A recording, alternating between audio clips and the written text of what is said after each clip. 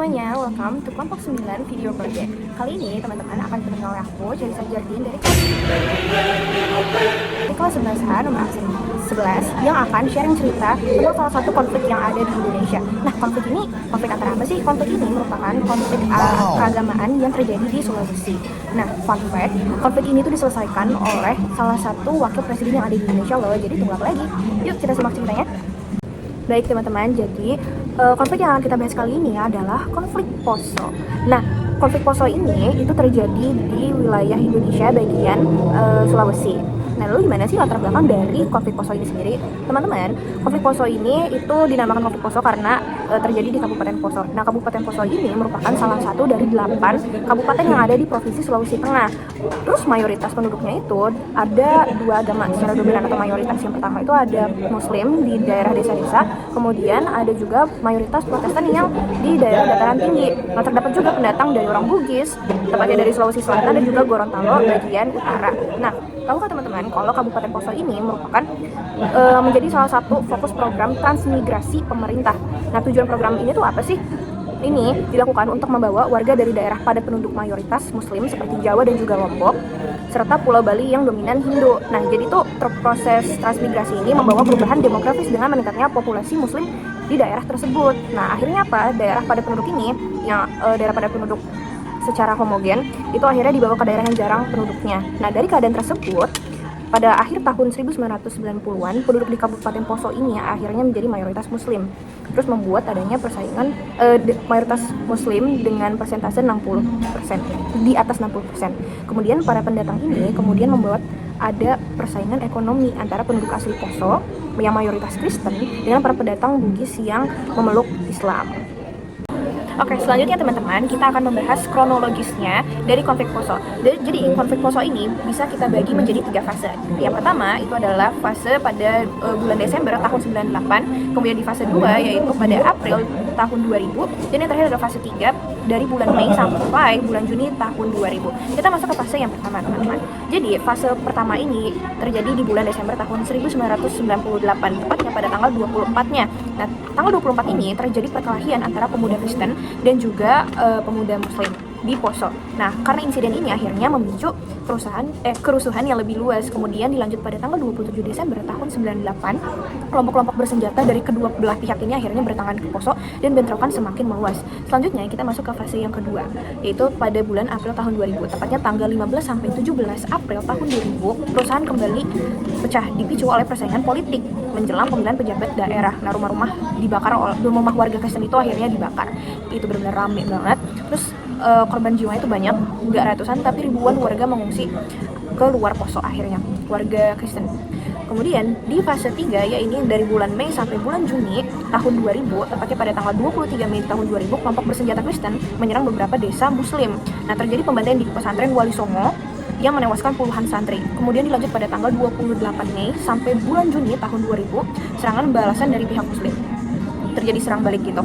Terus akhirnya kekerasan ini meluas ke seluruh Kabupaten Poso. Nah, konflik ini tuh terus berlanjut hingga akhir tahun 2001 dalam bentuk serang-serangan sporadis dari kedua belah pihak. Nah, baru pada tanggal 20 Desember tahun 2001, konflik ini secara resmi berakhir dengan penandatanganan deklarasi Marino yang seperti tadi sudah sempat aku mention sebelumnya di bagian motif pelaku provokasi.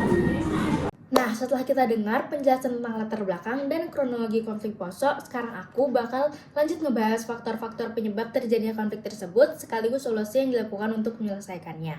Kira-kira apa aja sih faktor-faktor penyebab terjadi konflik Poso? Nah, yang pertama, persaingan politik dan ekonomi. Pasca reformasi 1998 terjadi kekosongan kekuasaan di Poso. Kondisi ini dimanfaatkan oleh para elit lokal yang saling berebut jabatan dan sumber daya. Isu agama dan suku digunakan sebagai alat untuk mengerahkan massa dan menggalang dukungan politik.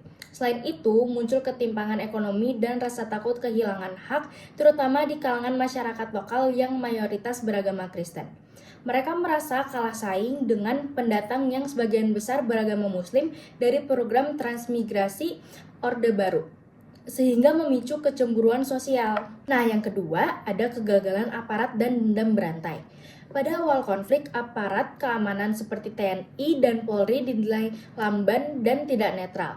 Bahkan beredar isu adanya oknum aparat yang memihak kelompok tertentu. Akibatnya, masyarakat membentuk kelompok pertahanan sendiri berdasarkan agama. Kekerasan kecil pun berkembang menjadi konflik besar yang dipenuhi aksi balas dendam secara berantai. Setiap korban melahirkan pembalasan baru sehingga konflik terus berulang dan semakin membelah masyarakat.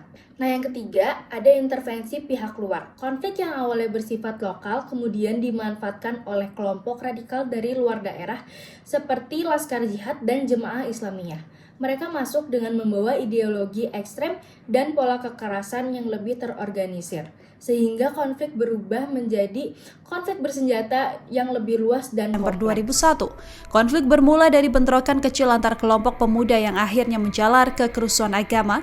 Akibat insiden ini, 577 korban tewas, 384 terluka, 7.932 rumah hancur, dan 510 fasilitas umum terbakar. Sejak transmigrasi dan nyaris 60% penduduk beragama Muslim, persaingan ekonomi terjadi antara penduduk asli Poso yang mayoritas beragama Kristen dengan pendatang Bugis beragama Muslim. Nah, selanjutnya ada beberapa solusinya nih, seperti yang pertama yaitu Deklarasi Malino.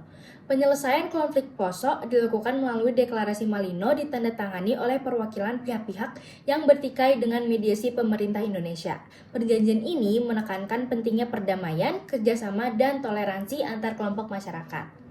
Nah, yang kedua ada langkah rekonsiliasi. Upaya rekonsiliasi yang dilakukan meliputi dialog antar tokoh agama untuk membangun kembali kepercayaan, penegakan hukum terhadap pelaku kekerasan dari semua pihak, rehabilitasi dan rekonstruksi wilayah yang terdampak konflik, dan yang terakhir ada penguatan kapasitas masyarakat agar mampu hidup berdampingan secara damai. Yang ketiga, ada upaya pencegahan konflik berlanjut. Beberapa solusi tambahan agar konflik tidak terulang, antara lain memastikan proses hukum berjalan adil untuk memutus siklus balas dendam, memberikan trauma healing bagi korban, terutama anak-anak dan perempuan, menjamin akses ekonomi dan pembangunan yang setara bagi semua kelompok, memastikan keterwakilan yang adil dalam lembaga politik, dan pengambilan keputusan lokal. Yang keempat, ada memperkuat peran pemerintah daerah dalam kebijakan yang mendorong kohesi sosial, dan yang terakhir memberikan pelatihan sensitivitas konflik bagi aparat keamanan agar bersikap netral. Nah, yang terakhir atau yang keempat ada representasi kepemimpinan yang inklusif. Solusi penting lainnya adalah memastikan bahwa posisi ketua dan wakil dalam pemerintahan atau lembaga lokal mempresentasikan kedua agama yang pernah terlibat konflik. Hal ini penting karena representasi dua agama dapat mencegah rasa ketidakadilan dan kecurigaan antar kelompok. Kepemimpinan yang inklusif membantu membangun kepercayaan bahwa tidak ada pihak yang didominasi atau dimarginalkan. Keputusan yang diambil lebih mempertimbangkan kepentingan semua kelompok masyarakat, menjadi simbol persatuan dan komitmen bersama untuk menjaga perdamaian, dan yang terakhir mengurangi potensi konflik baru yang dipicu oleh kecemburuan sosial atau politik. Dengan adanya kepemimpinan yang mempresentasikan kedua agama, masyarakat Poso dapat merasa lebih aman, dihargai, dan terdorong untuk hidup berdampingan secara damai.